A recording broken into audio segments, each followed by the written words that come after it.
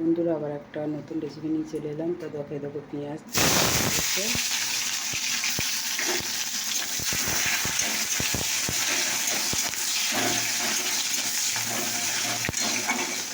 এটা হতে থাক। দেখো আলু আর এই দেখো সয়াবিন, দেখতে পাচ্ছ আলু আর সয়াবিনের একটা রেসিপি হবে। তো এবার আমি দিয়ে দিই।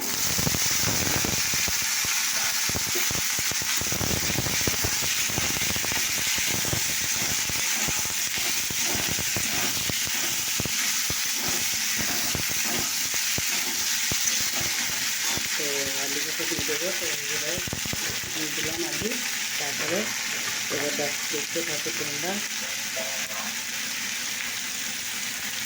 নিয়ে দিলাম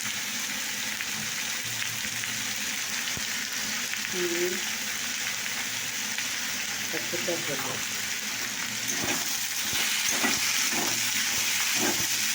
এটাকে বেশ ভালো করে করতে।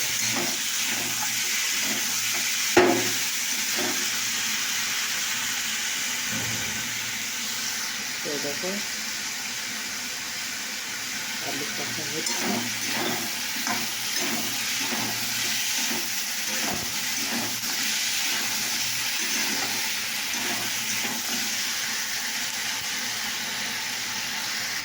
দেখো বন্ধুরা, এখানে হলো জিরে গুঁড়ো, লঙ্কা গুঁড়ো। তো দেখো এখানে আমি জল মিশিয়ে দিয়েছি। তারপরে সয়াবিনটাও আমি দিয়ে দিয়েছি এর সঙ্গে। একসাথে দুটো মতো মারা হয়েছে। এবার আমি এটাকে মশলা দিয়ে কষবো।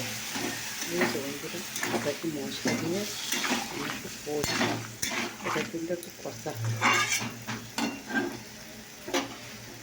কষা হবে, তোমরা দেখতে থাকো। দেখো বন্ধুরা আমার কষা হয়ে গেছে, কষাটা আমার হয়ে গেছে, দেখতে পাচ্ছ।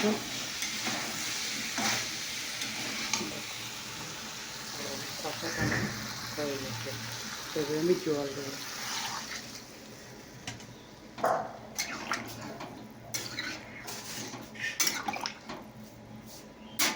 আরও জল ঢেলে এবার চাপা দিয়ে দেবো।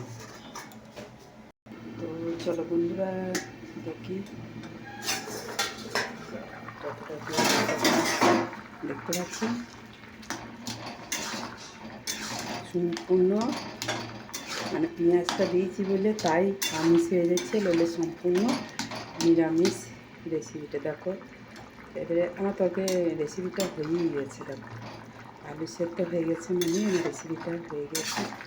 যেহেতু তোমাদের এই রেসিপিটা খুব কম খরচায়, আলুটাকে ছোট ছোট করে ডাব ডাব করে কেটে নেবে, সয়াবিনটাকে সেদ্ধ করে নেবে, কেননা এটা নরম হওয়ার জন্যে।